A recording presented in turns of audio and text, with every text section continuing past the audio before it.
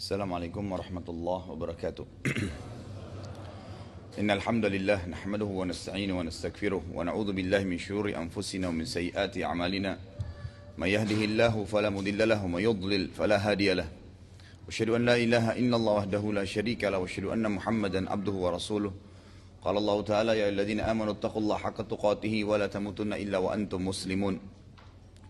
وقال عز من قال يا أيها الناس اتقوا ربكم الذي خلقكم من نفس واحدة وخلق منها زوجها وبث منهما رجالا كثيرا ونساء واتقوا الله الذي تساءلون به والأرحام إن الله كان عليكم رقيبا وقال عز وجل يا الذين آمنوا اتقوا الله وقولوا قولا سديدا يصلح لكم أعمالكم ويغفر لكم ذنوبكم ومن يطع الله ورسوله فقد فاز فوزا عظيما أما بعد فإن أصدق الحديث كتاب الله وخير هدي محمد صلى الله عليه وسلم وشر الأمور محدثاتها فإن كل محدث بدعة وبدعة ضلالة وإن ضلالة في النار.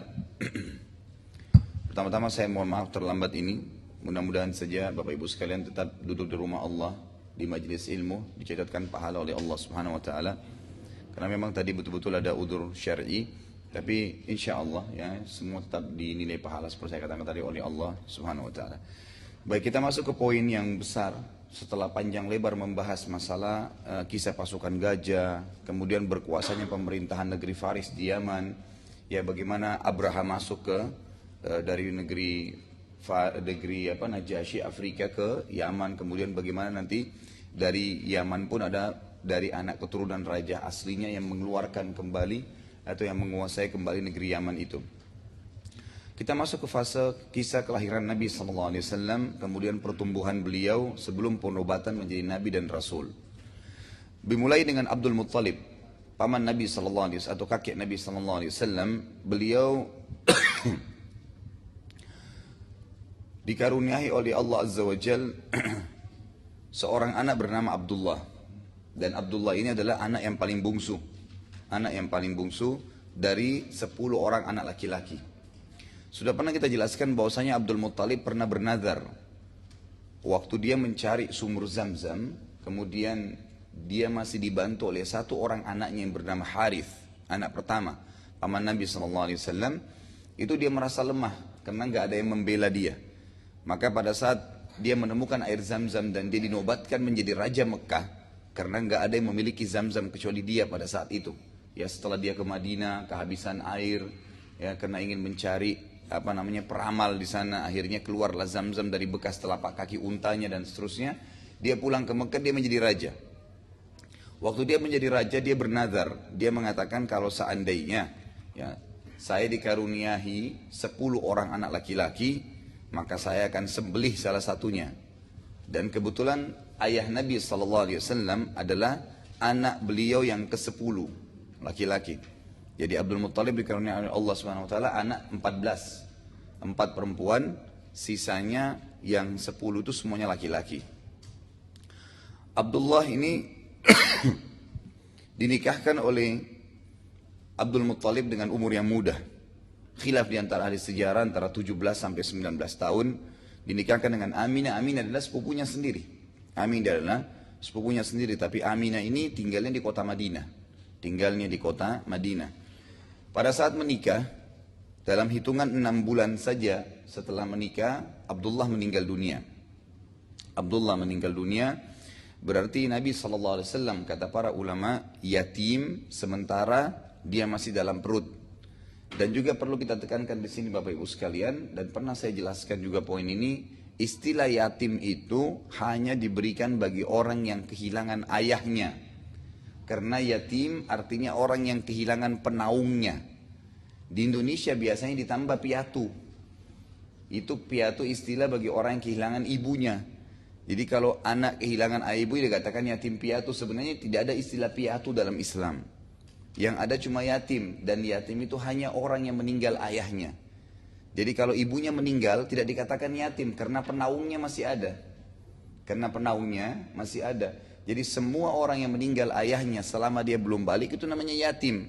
Tapi kalau meninggal ibunya, ayahnya masih ada, tidak dihitung yatim. Ini sebuah hukum yang perlu Anda ketahui, karena seringkali kita salah dalam menginfakkan harta untuk anak yatim. Dan juga fadilah-fadilah anak yatim itu kembali kepada hukum ini.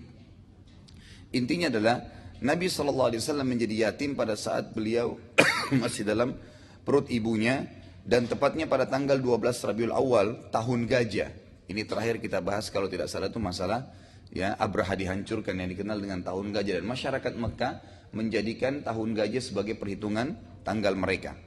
50 hari tepatnya setelah kejadian Abraha dihancurkan oleh Allah Azza wa Jalla di depan Ka'bah dengan pasukan gajahnya, lahirlah Nabi Muhammad SAW, dan pada hari kelahiran beliau itu terdapat kejadian-kejadian besar yang sifatnya universal.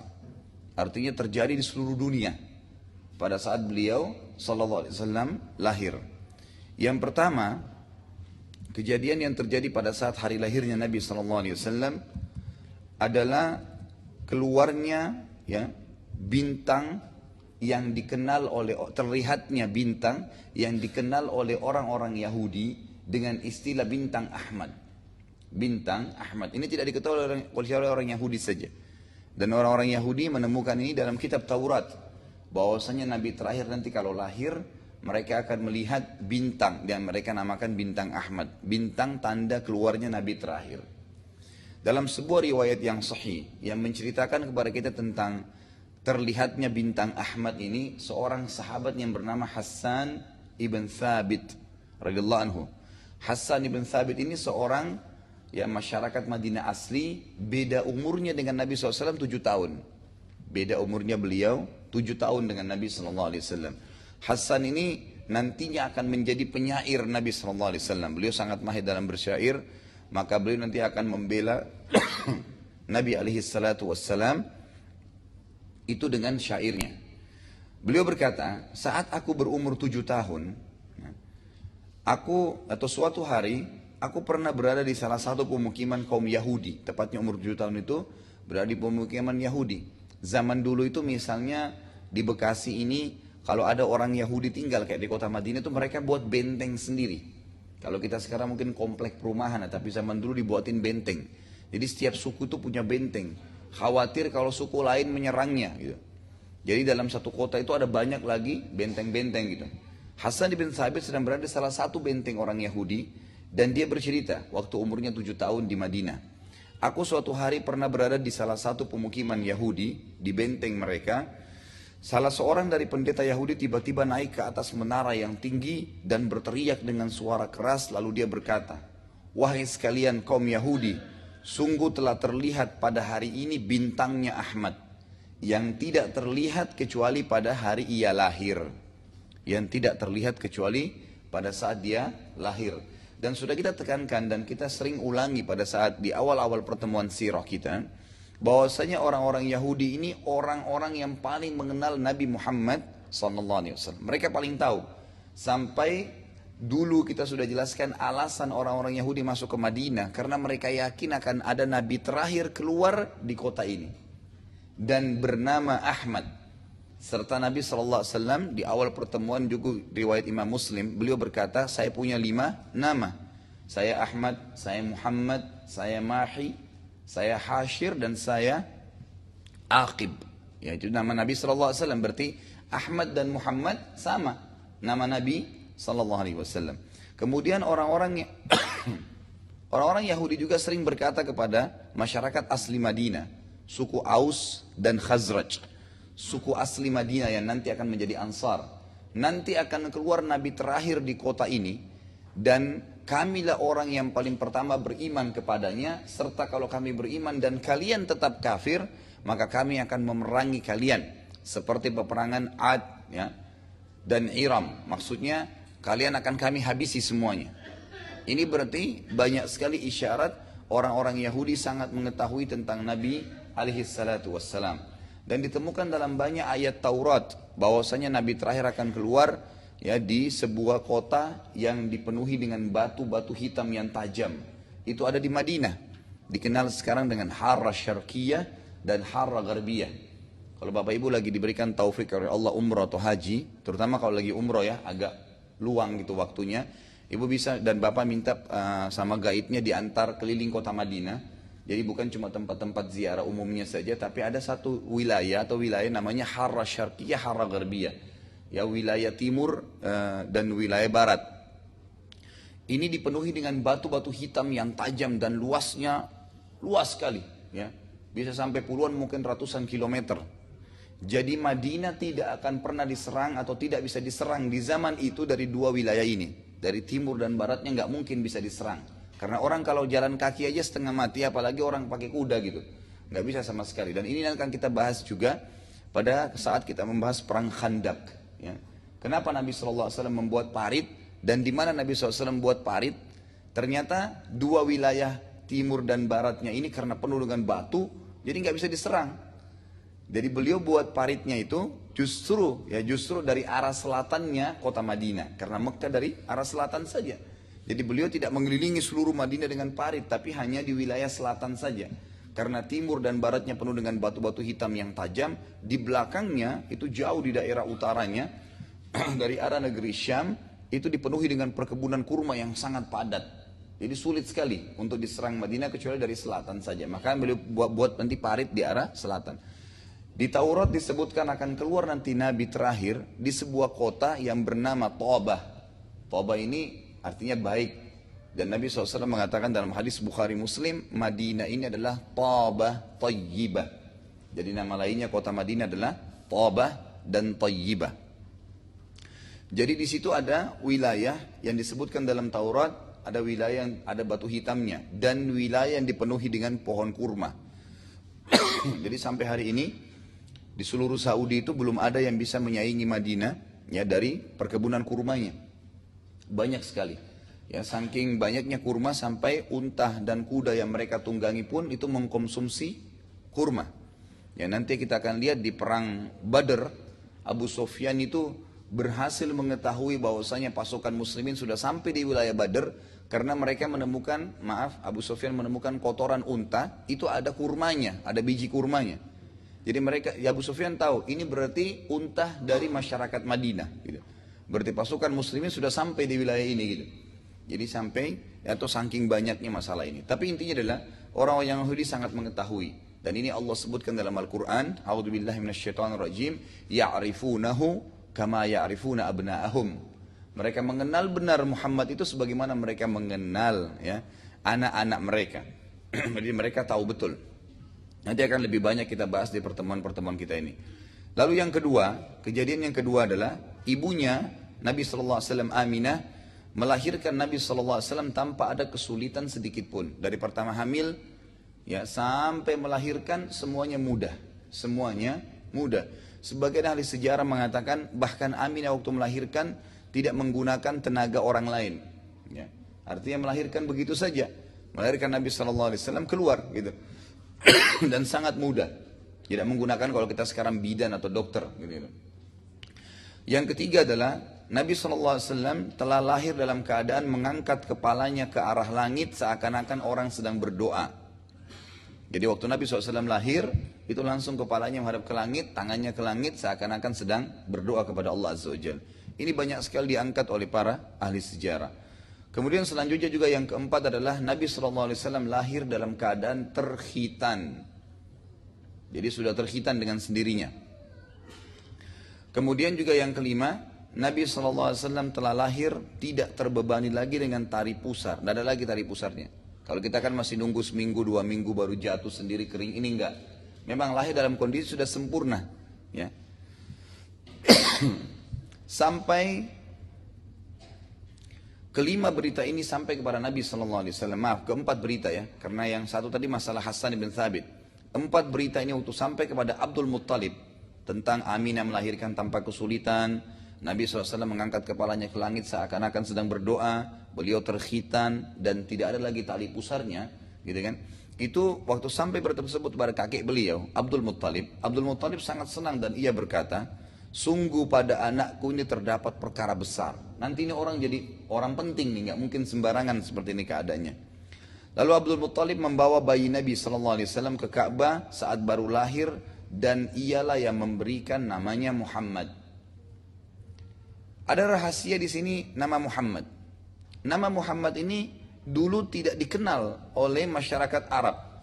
Jadi nama Muhammad itu sebenarnya bukan nama Arab. Bukan nama orang Arab awalnya. Setelah Nabi SAW dinamakan Muhammad, barulah diketahui atau masyhur nama tersebut. Dari mana kisahnya? Muhammad ini beranjak kisahnya dari Abdul Muttalib, kakek beliau. Suatu hari pernah keluar bersama dengan 3 orang sahabatnya. Yang pertama Sulaiman ibn Mujazi'. Ini temannya Abdul Muttalib ya. Abdul Muttalib pernah keluar ke negeri Syam jauh sebelum Nabi SAW lahir, itu dengan 3 orang sahabatnya. Sahabatnya dia Sulaiman ibn Mujazi', Hulailah ibn Hajij, dan Himran ibn Rabi'ah. Bersama Abdul Muttalib. Ya, 4 orang ini keluar ke negeri Syam. Semuanya sahabat dekat gitu. Pada saat tiba di negeri Syam ini berada di utara Jazirah Arab. Negeri Syam. Ada Yordania, Palestina, Lebanon, dan Syria sekarang. Dulu menjadi satu wilayah namanya Syam. Lalu mereka bertemu dengan salah satu pendeta Nasrani, dan pendeta Nasrani ini bertanya kepada mereka, dari mana kalian? Abdul Muttalib dengan teman-teman bilang, kami dari Jazirah Arab. Maka pendeta itu spontan langsung berkata, nanti akan keluar dari negara kalian atau dari jazirah atau pulau kalian itu seorang nabi terakhir bernama Muhammad. Jadi ternyata riwayat sahih ini menjelaskan kepada kita Muhammad sallallahu alaihi wasallam, nama Muhammad itu disebutkan dalam Injil. Dan ini terhapus sekarang, kan gitu. Dihapus. Nama Ahmad, nama Muhammad semua dihapus dalam Injil. Dan kita tahu waktu Injil ditulis pertama kali itu setelah 600 tahun Nabi Isa alaihissalam diangkat oleh Allah Azza wa Jal. Baru ditulis, dan itu ada 600 lebih Injil. Nanti setelah adanya masa kekuatan penguasaan pendeta terhadap kerajaan Romawi, barulah diadakan revisi Injil. Dan akhirnya tertinggal sekarang di dunia ini yang selalu dipakai 4 macam Injil yang setiap tahun direvisi. Direvisi sesuai dengan maunya mereka gitu. Dan ini sudah tidak benar. Termasuk dari 600 Injil itu semuanya itu menyebutkan nama Ahmad dan Muhammad. Semuanya menyebutkan, dan sampai hari ini masih ada yang terjaga di tangan kita yang bernama Injil Barnabas. Jadi Injil Barnabas itu sampai ada terjemahan bahasa Indonesia itu ada disebutkan nama Ahmad dan Muhammad. Ahmad dan Muhammad. Tapi saya sarankan jangan beli. Kenapa? Karena Anda harus sibukkan diri baca Quran, bukan baca Injil. Nggak usah. Nggak usah repot-repot, Ustaz saya mau beli, saya mau tahu di rumah saya, nggak usah, nggak perlu. Nggak perlu, karena kita bukan disuruh untuk tilawah Injil atau mencari bahan Injil, nggak usah. Karena informasi yang kita butuhin dalam Injil sudah ada dalam Al-Quran, cukup itu saja. Kita baca Quran aja, sudah sulit untuk mengkhatamnya. Bisa khatam sehari? Nggak bisa. Sulit kan gitu. Maka kita lebih baik nyibukkan diri dengan kitab kita sendiri. Cukup kita imani ada Nabi Isa dan Injil kitabnya, ada Nabi Musa dan Taurat kitabnya. Baik, intinya adalah nama Muhammad SAW adalah rahasianya diambil dari kitab Injil yang awal dan disampaikan oleh pendeta Nasrani. Dan ini menandakan Muhammad bukan nama asli orang Arab, bukan nama asli orang Arab. Yang keenam, kejadian pada saat lahirnya Nabi SAW adalah goncangnya istana Raja Kisra. Raja Kisra ini istilah bagi raja yang menguasai wilayah Faris, Persia. Kalau Bapak Ibu pernah baca buku tentang Persia, itu kerajaannya Irak, Iran, Afghanistan, gitu kan. Kemudian Uni Soviet secara keseluruhan, semua masuk wilayah Persia dulu. Masuk kekuasaan Persia.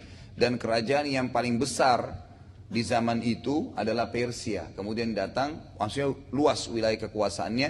Kemudian datang wilayah Romawi. Jadi 2 negara adik kuasa istilahnya pada saat itu. Mungkin sama dengan zaman kita beberapa tahun lalu Amerika dengan Uni Soviet di dunia ini gitu kan. Tapi yang jelas seperti itu kurang lebih gambarannya. Nah pada saat Nabi SAW lahir, maka tiba-tiba saja istanahnya Kisra itu runtuh di istana tersebut, goncang dan rusak 14 baris terasnya. Jadi teras-teras istananya itu yang besar-besar itu runtuh 14 tanpa sebab. Tiba-tiba saja rubuh gitu.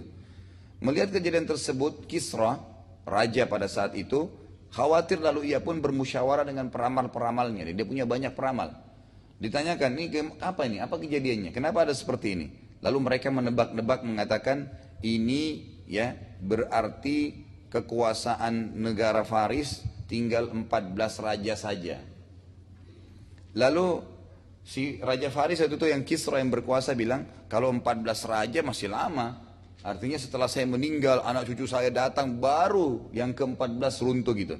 Ternyata setelah dia meninggal, terjadi perebutan kekuasaan di wilayah Faris antara anak-anaknya sendiri, maka dalam kurun 4 tahun saja sudah 10 orang raja yang berkuasa.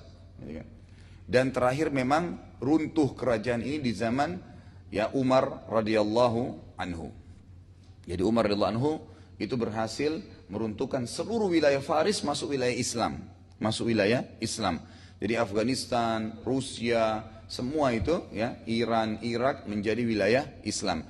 Dan Umar bin Khattab nanti akan kita pelajari di hari-hari beliau insyaallah, itu beliau yang membangun kota Baghdad. Beliau yang membangun kota Baghdad sebagai kota ilmu sebenarnya pada zaman Umar radhiyallahu anhu. Intinya adalah 14 teras ini runtuh ya. Dan Nabi SAW pernah mengatakan akan ada segelintir kecil dari umatku yang akan merebut wilayah Kisra. Dan disebutkan dalam sejarah memang pada saat memasuki istana Raja Kisra, itu Bapak Ibu sekalian rahimakumullah, itu cuma ada 12 orang sahabat saja yang masuk dan merebut kekuasaan tersebut. Ya, dikenal dengan Darul Bayda, istana putih yang sangat besar di zaman itu ya. Dan itu penuh dengan kekayaan-kekayaan yang luar biasa. Nanti akan kita bahas juga insya Allah di zaman Umar radhiyallahu anhu.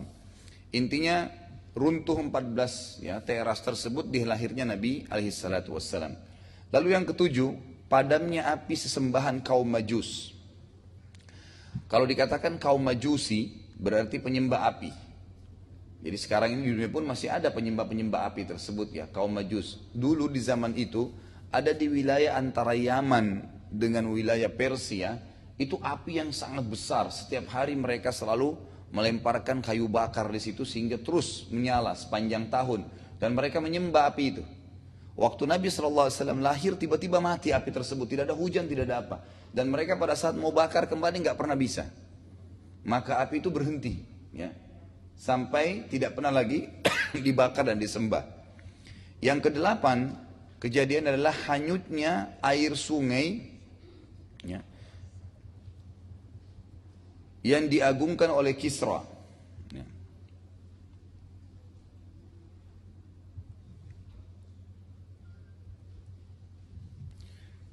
Jadi ada satu sungai di bawah istanahnya Kisra, itu seperti kalau sekarang di India sungai Gangga. Ya. Jadi sangat diagungkan, sangat dihormatin, dianggap orang kalau sakit minum airnya bisa sembuh. Orang kalau kesedihan dimandikan air itu maka bisa ya hilang sedihnya, dan beragam macam keyakinan. Mereka agungkan sekali sungai tersebut, dan itu hanya boleh ya diambil airnya melalui izin Kisra. Subhanallah, waktu Nabi SAW lahir airnya jadi kering sungai itu. Jadi nggak ada lagi alasan mereka untuk menyembah sungai itu. Ya, ya sungai dinamakan sungai yang dikuasai oleh Kisra. Ya, sungai yang diagungkan. Kemudian yang kesembilan adalah kisah tentang Halimah Sa'diyah, ya, kisah tentang menyusui Nabi Sallallahu Alaihi Wasallam. Tentu di sini kita akan bahas bagaimana prosesi Nabi SAW disusui oleh Halimah dan berapa lama beliau tinggal di sana bersama Halimah. Tapi sementara Halimah mengambil Nabi SAW, banyak keajaiban yang terjadi. Tradisi kaum Quraisy dulu, mereka setiap kali lahir bayinya selalu disusui dan dibesarkan selama 2 tahun ya, awal umurnya di luar kota Mekah, tepatnya di pemukiman kaum Badui. Kaum Badui itu pemakaman masyarakat yang tinggal di pedalaman sekali. Ya, kalau kita sekarang mungkin di Indonesia di pegunungan gitu kan. Di pegunungan atau di daerah padang pasir ini. Ada alasannya. Alasannya kenapa orang-orang Arab Mekah itu memberikan anak-anak mereka disusui di daerah padang pasir. Ini kita bisa bayangkan ya, ini di zaman dulu. Bagaimana dengan zaman kita sekarang sebenarnya? Alasan-alasannya sesuatu yang masuk di akal. Yang pertama adalah agar orang-orang, agar anak-anak ya asli Quraisy itu tetap menjaga bahasa Fusha namanya. Apa itu bahasa Fusha? Bahasa Arab asli. Al-Quran yang Bapak Ibu baca sekarang itu tertulis dalam bahasa Fusha. Jadi orang Arab ini punya 2 bahasa Arab ya. Ada bahasa Fusha, itulah dalam Al-Quran, dan ada bahasa Ammiyah.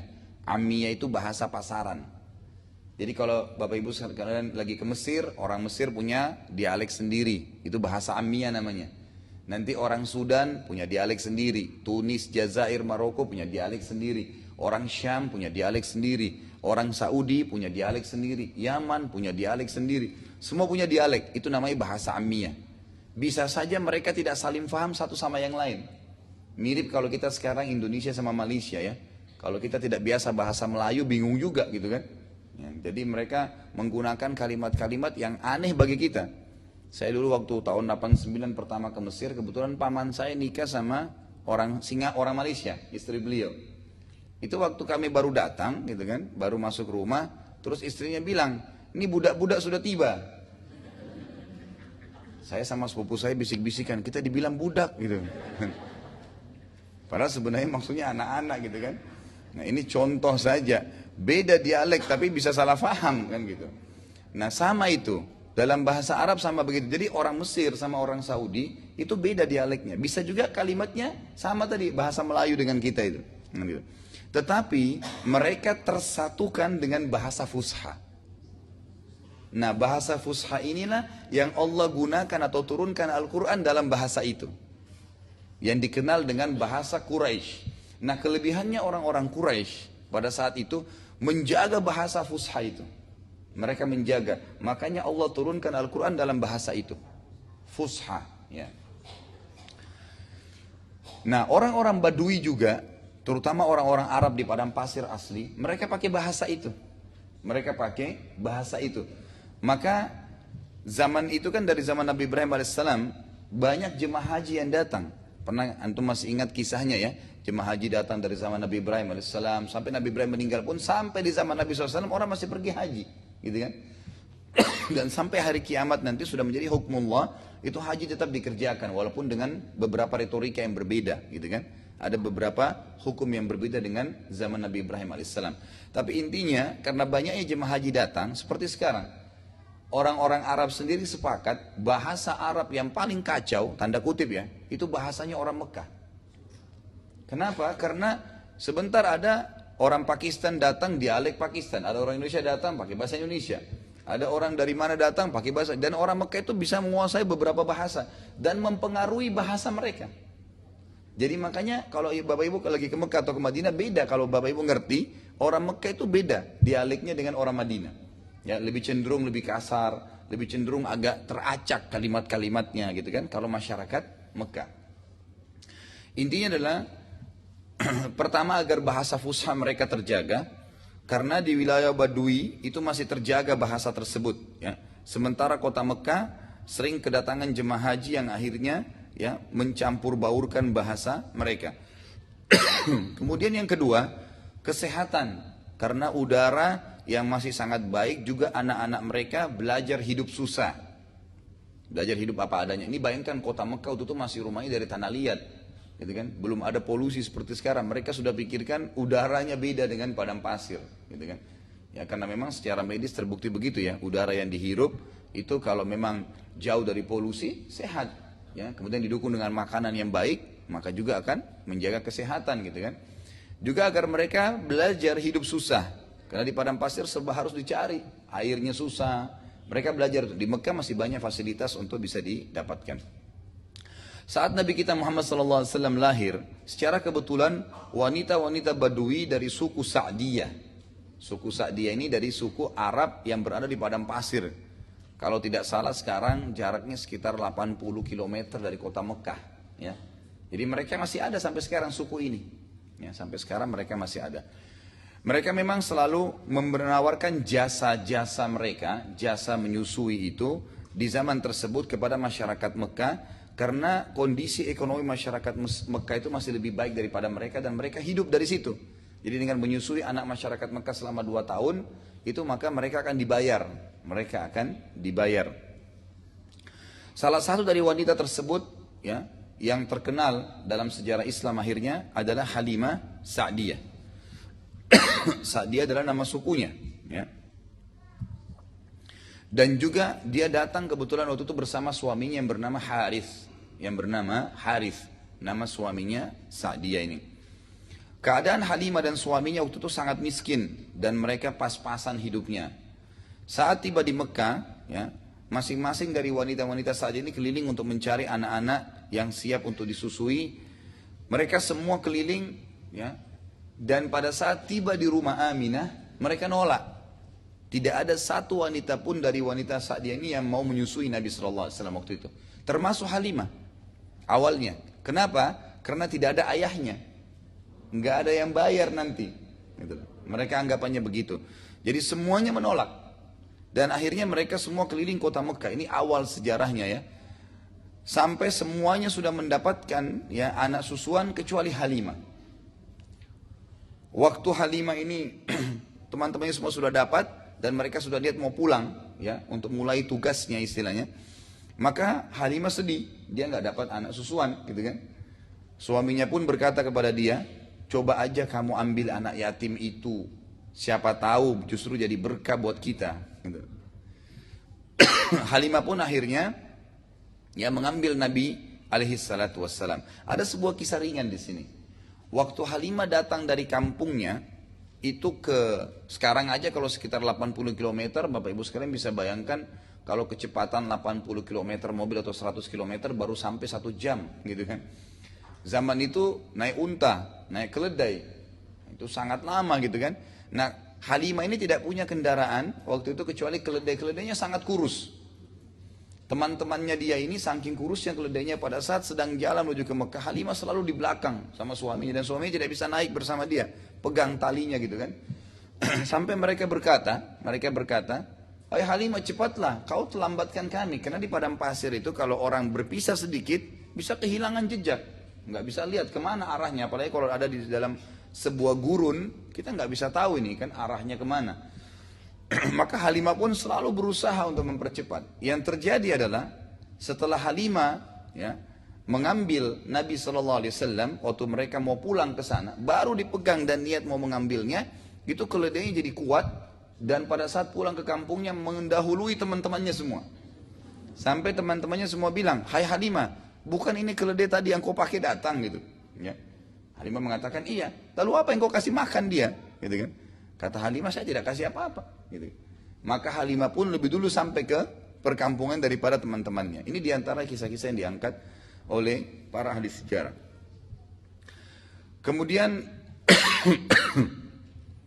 Halimah juga kebetulan pada saat itu memiliki seekor unta betina yang sangat lemah dan kurus di perkampungannya ya. Tiba-tiba saja menjadi gemuk unta tersebut dan mengeluarkan susu yang melimpah, juga melahirkan banyak sekali anak. Jadi unta dari kurus tiba-tiba gemuk, banyak susunya dan melahirkan banyak anak. Sehingga Halimah dalam seketika saja itu sudah punya peternakan unta. Seluruh masyarakat perkampungan Halimah pun akhirnya berkata, dimanapun Halimah menggembalakan hewannya, peternakannya, maka bawa gembalaan kalian di sana agar ikut berkahnya. Saking banyaknya, dalam hitungan waktu dekat saja, itu sudah bisa memiliki banyak sekali. Halimah lalu berkata, dalam beberapa riwayat yang sahih, dia menceritakan tuh. Dia mengatakan, Muhammad telah tumbuh besar tidak alami seperti anak-anak sebayanya. Saat umurnya 2 tahun saja, perilakunya sudah seperti anak 6 tahun. Jadi dia tenang, bawaannya dewasa, dalam umur 2 tahun. Saat tiba masa pengembalian Nabi SAW ke ibunya, karena 2 tahun saja masa kontraknya. Waktu akan dikembalikan Nabi SAW ya, oleh Halimah, maka Halimah bersama suaminya Harith memohon kepada Aminah agar mengizinkan Nabi SAW tinggal lagi bersama mereka beberapa tahun ke depan. Karena mereka merasakan berkah yang luar biasa dengan adanya Nabi SAW di sana. Setelah merayu dengan sepenuh hati, akhirnya Aminah pun mengizinkan Nabi SAW tinggal di sana.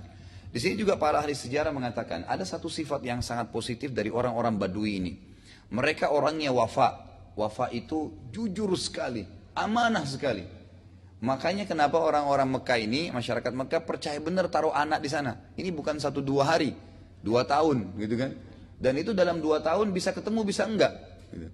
Banyak di antara mereka nanti setelah 2 tahun baru ketemu, sudah dipercayakan. Dan nanti kita akan dengar dari kisah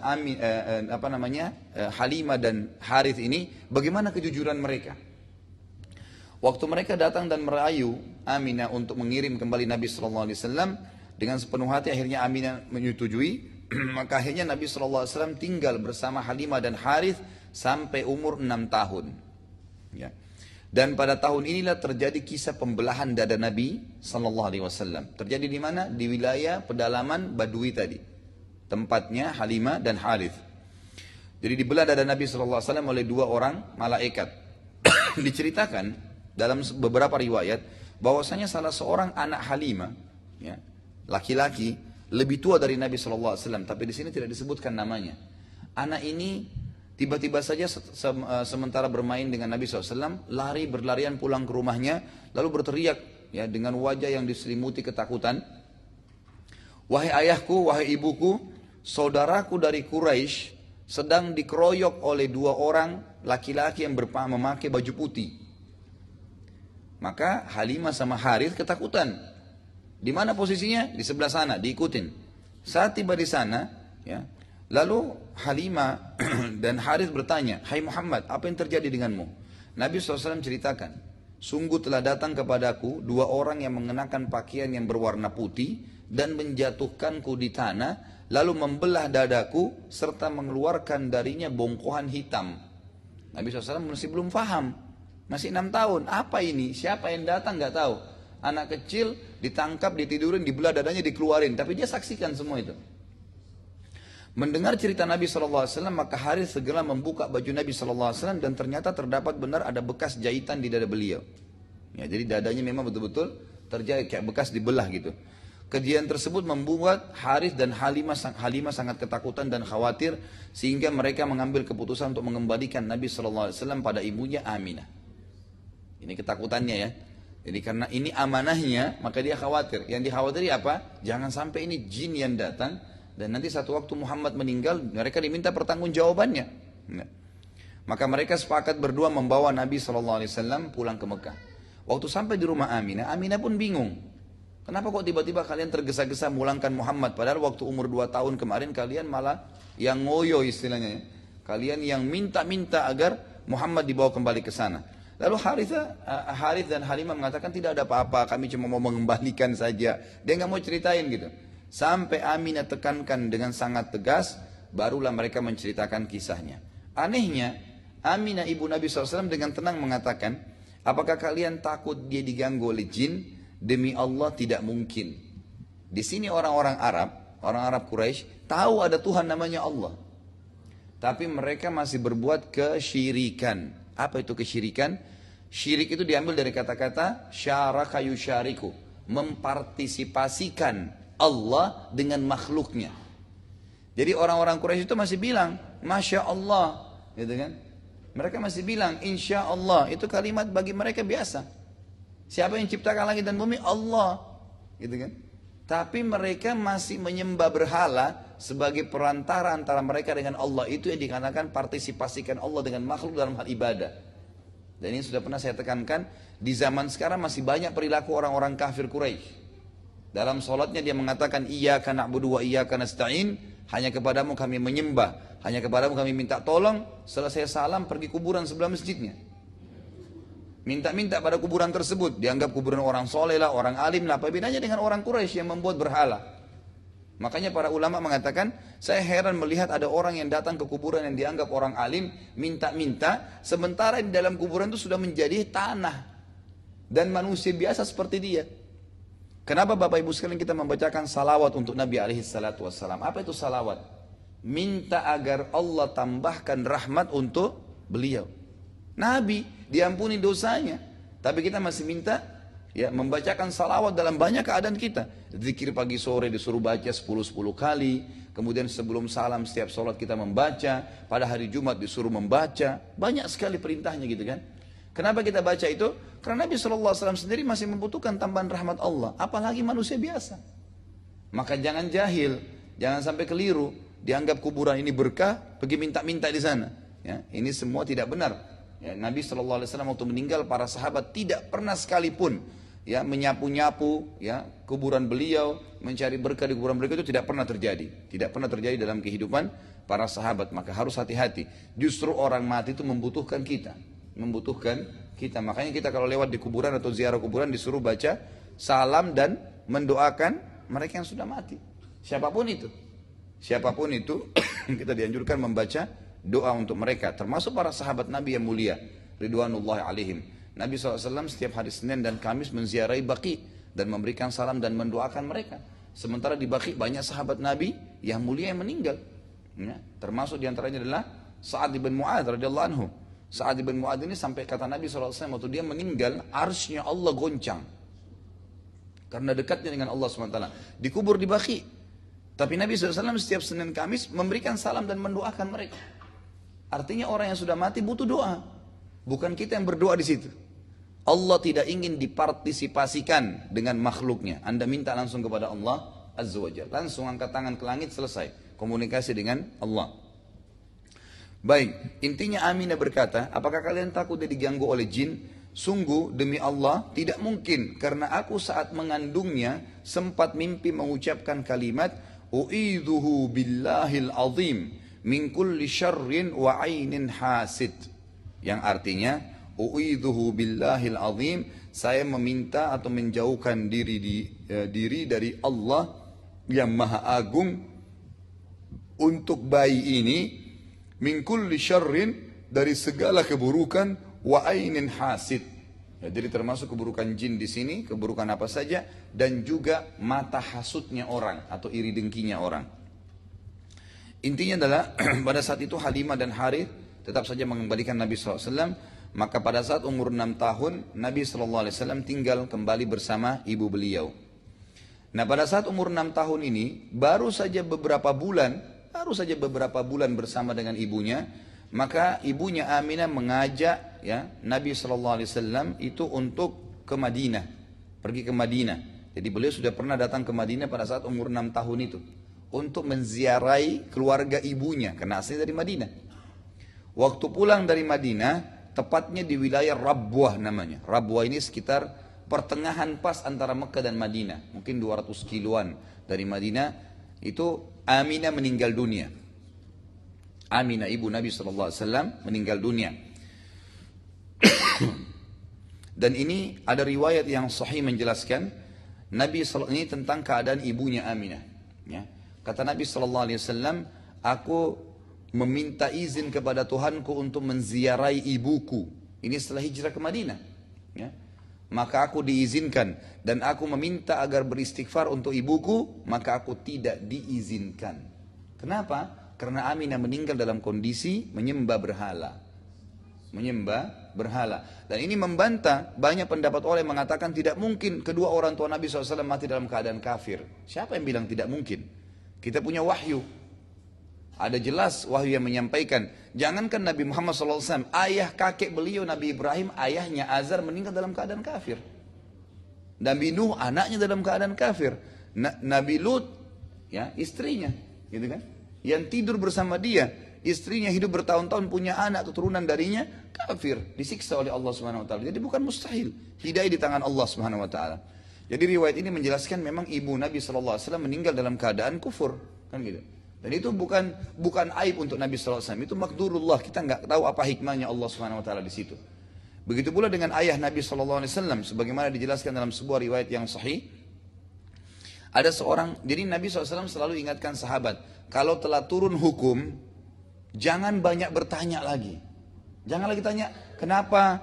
Ya, kenapa bukan begini? Apa hikmahnya? Terlalu banyak pertanyaan. Nanti seperti Bani Israel. Bani Israel waktu ada orang mati di tempat mereka, lalu mereka bingung, ini siapa yang bunuh nih? Gak tahu. Datang kepada Musa, hai Musa, coba minta petunjuk kepada Tuhanmu, kira-kira bagaimana supaya kita tahu siapa pembunuhnya. Musa berdoa kepada Allah SWT, turun wahyu Jibril mengatakan, suruh mereka, Bani Israel, nyembeli seekor sapi. Sapi itu mau warnanya gelap kah, mau terang, pincang, laki-laki, betina atau jantan, gak masalah. Sapi. Tapi mereka bilang, masa masuk di akal? Sapi disuruh sembeli, dagingnya itu disuruh tepuk ke badannya orang mati itu, nanti orang mati itu ngomong siapa yang bunuh. Mereka bilang apa? Gak mungkin. Tapi malu sama Musa alaihissalam. Lalu mereka bilang apa? Coba tanya, sapi apa maksudnya Tuhan kamu? Itulah surah Al-Baqarah ya. Ibu coba dan bapak baca itu. Sapi apa? Warnanya apa? Musa sampaikan, warnanya kuning kemas-emasan. Tanya lagi, bagaimana caranya nih supaya ganti sapi nih? Jangan sapi istilahnya gitu kan. Mungkin ada cara lain. Coba lebih jelas lagi. Lalu Allah beratkan mereka. Sapi yang warnanya keemas-emasan tidak pernah digunakan untuk membajak dan kalau orang lihat menarik. Akhirnya mereka setengah mati cari kalau mereka tidak mengatakan dalam Al-Quran surah Al-Baqarah, wa inna insya'allahu lamuhtadun, dan semoga dengan izin Allah kita dapat petunjuk tentang sapi itu, mereka tidak akan pernah bisa mampu. Kata ulama tafsir, kalau mereka waktu awal diperintahkan Musa sembeli biar sapi pincang, nggak masalah. Tapi karena mereka repot bertanya, merumitkan masalah jadi rumit. Ya. Inilah yang kata Nabi SAW dalam hadis Bukhari, ya, kalau telah turun, hati-hatilah kalian dengan terlalu banyak bertanya. Kenapa begini, kenapa begitu, kenapa sholat subuh harus subuh, kenapa harus 2 rakaat, kenapa tidak 4 rakaat seperti duhur, untuk apa? Udah kerjain aja. Gitu. Kenapa nggak boleh bohong, kenapa nggak boleh riba? Ya Allah sudah sebutin itu larangan dari langit, udah tinggalin. Enggak dikorek-korek untuk cari, gitu kan? Nah ini tidak boleh sebenarnya. Kata Nabi SAW, hati-hati dengan banyak bertanya dalam hukum Allah. Artinya sengaja memang mencari untuk meringankan buat dia, gitu kan? Karena sesungguhnya umat-umat sebelum kalian banyak dihancurkan oleh Allah karena terlalu banyak pertanyaan mereka kepada nabi-nabi mereka. Kenapa begini, kenapa begitu, ya? Kenapa tidak seperti ini? Jadi memprotes, makanya Allah SWT larang. Nah, pernah ada sahabat, ada beberapa sahabat yang baru masuk Islam, sering bertanya macam-macam gitu. Lalu Nabi SAW narah, menegur mereka. Nabi naik atas mimbar sambil berkata, ingatlah tadi hadis itu ya, umat-umat sebelum kalian dihancurkan oleh Allah karena terlalu banyak pertanyaan terhadap Nabi mereka. Baik, hari ini saya izinkan kalian bertanya. Silakan tanya, walaupun aneh-aneh istilahnya gitu kan. Ada satu sahabat iseng berdiri mengatakan, ya Rasulullah, ayah saya di mana? Ayahnya ini meninggal dalam keadaan kafir zaman jahiliyah, menyembah berhala macam-macam, minum khamar, buat maksiat banyak gitu. Wahyu datang mengatakan, sampaikan hai Muhammad, ayahnya di neraka. Ayahmu di neraka, kata Nabi SAW. Semestinya kalau dia tidak tanya, ya lebih tenang dia sebenarnya, tapi dia bertanya, kan gitu. Lalu orang itu marah, keluar dari masjid. Kata para sahabat, ya Rasulullah, orang tadi yang bertanya marah. Nabi SAW suruh panggil, ditepuk pundaknya, lalu kata Nabi SAW, jangankan ayahmu, ayahku juga di neraka. Ini riwayat sahih ya, yang menjelaskan Nabi SAW memastikan ayah beliau meninggal dalam keadaan menyembah berhala. Ya kan? Kalau orang-orang itu yang hidup sebelum Nabi SAW tidak menyembah berhala, masih berpegang pada agamanya Allah istilahnya, gitu kan? Nanti akan kita sebutkan ada poin pelajaran kita, beberapa orang-orang Quraisy yang masih bertauhid, nggak menyembah berhala sama sekali. Mereka tetap masih berpegang pada ajaran Nabi Ibrahim alaihissalam, maka mereka waktu meninggal masuk surga. Mereka masuk ke dalam surga. Karena sudah juga saya sebutkan Bapak Ibu sekalian, untuk memastikan kembali, semua nabi-nabi sebelum Nabi kita Muhammad alaihissalatu wassalam itu diutus untuk kaumnya masing-masing. Jadi Nabi, wilayah kota Mekah itu, wilayah dakwanya Nabi Ibrahim saja. Jadi siapapun yang berpegang dari masyarakat Mekah, dari ajarannya Nabi Ibrahim alaihissalam, masuk surga. Nabi Isa di negeri Syam, gitu kan? Dan sudah biasa di zaman sebelum Nabi SAW, satu waktu itu dengan beberapa nabi. Seperti Nabi Musa bersama dengan adiknya Harun, bersama dengan Khidir. Kan gitu. Satu zaman, Nabi Ibrahim bersama dengan kedua anaknya, Ismail dan Ishak. Kemudian bersama ponakannya, Lut. Nabi-nabi, tapi masing-masing punya lokasi dakwah. Tidak ada kewajiban mereka untuk menyampaikan dakwanya ke lokasi lain. Makanya pernah saya bilang, anehnya itu kalau orang-orang Nasrani menyebarkan agamanya sampai ke Indonesia. Karena Nabi Isa itu tidak punya kewajiban sampai ke Indonesia.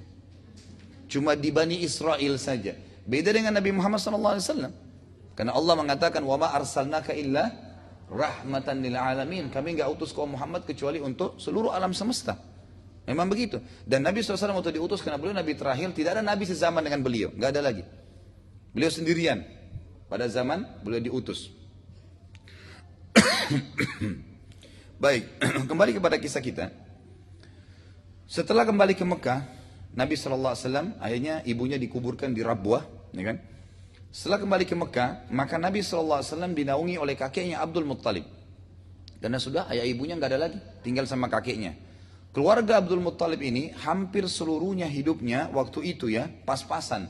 Walaupun Abdul Muttalib adalah Raja Mekah pada saat itu. Ada sebabnya, karena mereka terkenal dengan karamnya. Mereka terkenal dengan karam. Karam ini artinya kemuliaan, suka memberikan makan orang gitu kan.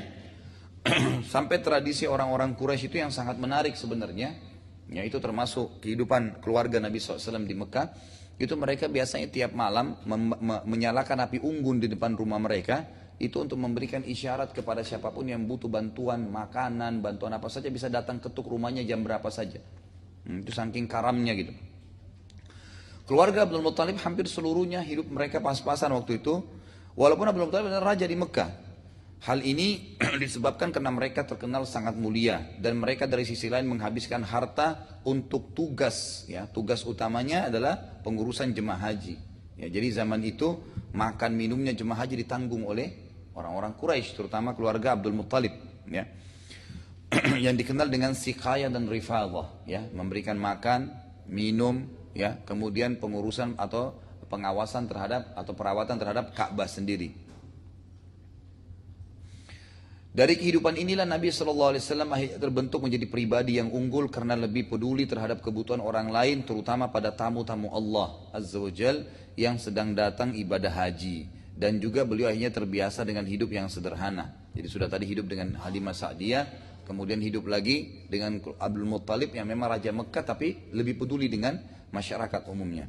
Dari sisi lain, Nabi SAW juga belajar dari kakeknya Abdul Muttalib kepemimpinan dan bagaimana berhubungan dengan para tokoh-tokoh masyarakat karena beliau raja. Ya, jadi belajar dari situ bagaimana menghadapi tamu, bagaimana memimpin. Ya.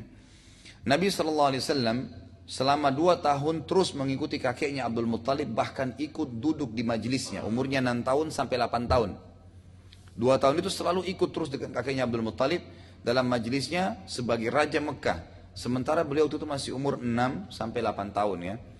Terkadang Nabi SAW pada saat Abdul Muttalib terlambat datang dalam majlisnya, itu sengaja duduk di kursi Abdul Muttalib. Jadi ada kursi raja istilahnya, singgasana raja, nggak boleh orang lain duduk. Anak-anaknya Abdul Muttalib saja nggak ada yang berani duduk di situ gitu. Tapi Nabi SAW karena masih kecil datang duduk di situ. Lalu paman-pamannya bilang, "Hai Muhammad, pindahlah." Nabi SAW tidak mau pindah, tapi mereka tidak berani ganggu karena ini di bawah naungan Abdul Muttalib. Waktu Abdul Muttalib datang mengatakan, "Biarkan dia. Sungguh anak saya nanti ini kelak akan menjadi tokoh besar," gitu kan. Setelah umur 8 tahun, atau pada saat umur 8 tahun, Abdul Muttalib kakek Nabi SAW meninggal dunia dan akhirnya Nabi SAW jatuh di bawah naungan pamannya Abu Talib. Ya, jadi Abdul Muttalib kakeknya sudah meninggal umur 8 tahun, mulai 8 tahun itu sampai nanti ya beliau menikah ya atau sampai beliau sampai menikah itu masih bersama dengan Abu Talib, pamannya. Abu Talib ini kebetulan hidupnya sangat miskin, ya, dan memiliki cukup banyak anak dan profesi utama beliau adalah mengembala kambing orang. Jadi mengembala kambing. Nabi SAW karena merasa tinggal bersama pamannya ingin membalas jasa tersebut, maka beliau pun akhirnya membantu pamannya untuk mengembalakan kambing orang-orang. Jadi zaman itu karena kekayaannya orang adalah di peternakan, maka kambing-kambing itu bisa sampai ratusan ribuan ekor digembalakan. Nah, orang-orang yang gembala ini harus orang yang mahir, orang yang bisa dipercaya. Abu Talib termasuk orang yang dipercaya oleh masyarakat Mekah dan Nabi SAW kerja bersama Abu Talib mengembala kambing tersebut. Nabi SAW cukup lama mengembala kambing dari umur 8 tahun sampai 21 tahun. Jadi cukup lama. Dan beliau bersabda dalam hadis Bukhari, hadis sahih, tidak ada seorang nabi pun kecuali pasti mengembala kambing. Semua nabi itu, ya sebagaimana Ibnu Katsir menyebutkan dalam tafsir beliau, tafsir Quran Al-Azim, beliau mengatakan Allah mengutus 124 ribu nabi. Di antaranya ada 313 rasul. Ya. Jadi bedanya nabi itu orang yang Allah utus hanya mengingatkan kaumnya apa yang disampaikan oleh nabi atau rasul sebelumnya. Enggak bawa ajaran baru istilahnya. Ngingatin aja kaumnya. Tapi kalau rasul adalah orang yang Allah utus membawa syariat baru yang menghapus syariat sebelumnya. Makanya dari 124 ribu nabi itu ada 313 rasul saja yang memperbaharui dengan syariat baru. Yang wajib kita imani 25 nabi dan rasul yang disebutkan dalam Al-Quran saja. Jadi masih banyak kita belum tahu tuh ceritanya. Kan gitu. Baik. Nabi SAW cukup lama mengembala sampai umur 21 tahun dan beliau SAW setelah bersabda, tidak ada seorang nabi pun kecuali pasti mengembala kambing. Ada alasannya, karena ada hadis ini, maka para ulama membahas kenapa kok kambing? Kenapa bukan hewan lain? Kenapa bukan profesi lain? Kenapa harus setiap nabi itu dikatakan mengembala kambing? Pasti ada tujuannya. Ternyata para ulama hadis terus selalu mempelajari dan mereka menyimpulkan bahwasanya dengan profesi ini mengembala kambing, maka terdapat pelajaran yang pertama, menjaga amanah orang yang sifatnya banyak. Karena mengurus gembalaan itu beda dengan mengurus benda yang tidak hidup. Dan kambing ini sangat banyak, ini amanah orang.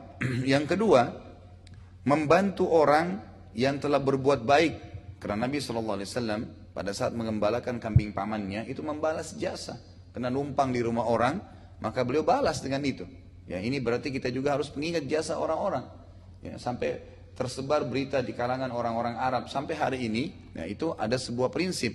Orang yang telah berbuat kebaikan kepadamu sekali, maka jangan kamu berhenti membalasnya walaupun seumur hidupmu.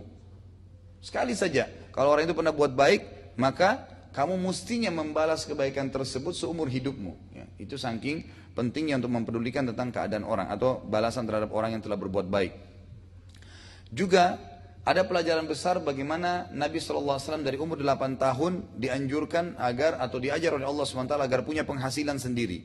Punya penghasilan sendiri. Karena dengan menggembala ini maka Abu Talib akan dibayar oleh masyarakat Mekah dan Nabi SAW juga sendiri itu mendapatkan balasan dari situ. Jadi beliau sudah mulai punya penghasilan sendiri. Sekaligus kita titik beratkan di sini, Bapak Ibu sekalian, berhubungan dengan masalah nafkah. Jadi anak laki-laki itu kewajiban orang tuanya memberikan nafkah, sifatnya wajib ya. Berdosa kalau tidak orang tuanya tidak kasih nafkah, itu hanya sampai balik. Hanya sampai balik saja. Jadi setelah balik itu sunnah hukumnya.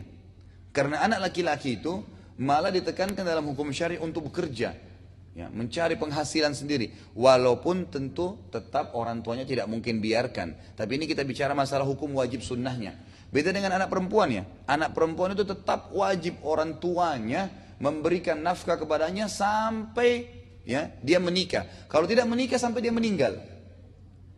Dan ini juga sekaligus apa hikmahnya? Kenapa warisan itu laki-laki dapat 2, perempuan dapat 1? Kenapa? Karena perempuan dalam segala keadaannya selalu aman. Kalau dia belum menikah, tetap wajib ayahnya memberikan nafkah kepadanya. Kalau sudah menikah, suaminya punya kewajiban memberikan nafkah. Sementara laki-laki sebaliknya. Dia harus malah yang menaungi dan mengeluarkan nafkah tersebut. Ini kurang lebih pelajaran-pelajaran dan yang paling besar, kata para ulama hikmah adalah, orang pada saat mengembala kambing, umumnya itu mereka berada di lapangan yang luas. Dan dengan waktu yang lama, dari pagi sampai sore biasanya. Karena tidak ada kerjaan, biasanya mereka lebih mudah untuk bertafakkur ke penciptaan Allah di langit. Jadi mereka bisa lihat langit, merenungi. Coba kalau Bapak Ibu lagi ada waktu lowong, di lapangan luas duduk, lihat langit sejenak gitu. Lalu tadabbur memikirkan masalah itu termasuk perintah Allah SWT. Nah dengan mengembala kambing ini banyak sekali yang bisa diambil pelajaran ya dari tafakkur kepada makhlukatillah. Juga dari sisi lain lagi, kambing ini ya sebagaimana sabda Nabi SAW, sebaik-baik harta ya yang dimiliki seorang muslim itu adalah gembalaan kambing. Gitu ya. Kok bisa? Apa hikmahnya? Juga sisi lain, kenapa sebentar lagi kita masuk kurban? Kenapa kambing dan domba lebih afdal? Apa sebabnya? Kenapa kalau akikah sembelih kambing? Banyak kan tersebar di Indonesia ini berita, oh kalau makan kambing darah tinggi. Kalau malah kambing itu kolesterol. Padahal dia sendiri masih belum ada penyakit itu. Kalau sudah ada penyakit itu, jangankan makan kambing, makan yang lain saja bermasalah gitu kan? Nggak ada hubungannya sama kambing di sini. Tapi ulama coba membahas, ternyata kambing itu kata para ulama tidak ada sesuatu yang disebutkan dalam Al-Quran atau Sunnah, baik itu buah-buahan atau hewan, ya kalau sifatnya positif memang disuruh konsumsi, kecuali pasti baik buat kesehatan kita. Seperti misalnya disebutkan tentang buah-buah di surga apa? ada delima, ada anggur, kan gitu. Buah-buah ini pasti nilainya lebih tinggi daripada buah lain, gitu. Karena disebutkan kurma, zaitun, ya. Kemudian hewan-hewan disebutkan, gitu kan? Ada kambing, ada unta, ya, ada kuda yang boleh dikonsumsi. Yang tidak boleh dilarang berarti ada larangannya, tapi yang boleh dikonsumsi. Nah khususnya kambing ini banyak sekali fokus gitu kan. Akikah kambing, nggak boleh sembelih yang lain ya, nggak ada pilihan. Berarti kan kita selain menyembelih kita disuruh konsumsi. Dan disebutkan dalam hadis Bukhari Nabi SAW paling gemar itu makan paha kambing, ya, gitu. Bukan karena beliau orang Arab ya, bukan karena itu. Karena sekarang kan identik sekali kambing dengan orang Arab gitu kan. Ya, karena memang mungkin mereka menjadikan makanan keseharian gitu ya. Tapi kita kembali kepada hukum syar'i yang lebih besar, lebih universal. Kenapa dalam agama kita malah diperintahkan? Seperti bagian dari syariat. Bukan seperti, memang bagian dari syariat kita. Akikah harus pakai kambing, gitu kan? Kambingnya harus sempurna, gitu kan? Gak boleh cacat, umurnya harus kambing itu 1 tahun, kalau domba 6 bulan. Nanti kalau setelah itu baru masuk ke sapi, baru masuk ke unta. Termasuk kurban ya, Bapak Ibu sekalian. Mohon maaf ini saya bahas hukum syar'inya. Kalau Anda mau sembelih sapi silahkan. Tetapi tetap ulama mengatakan afdolnya kambing.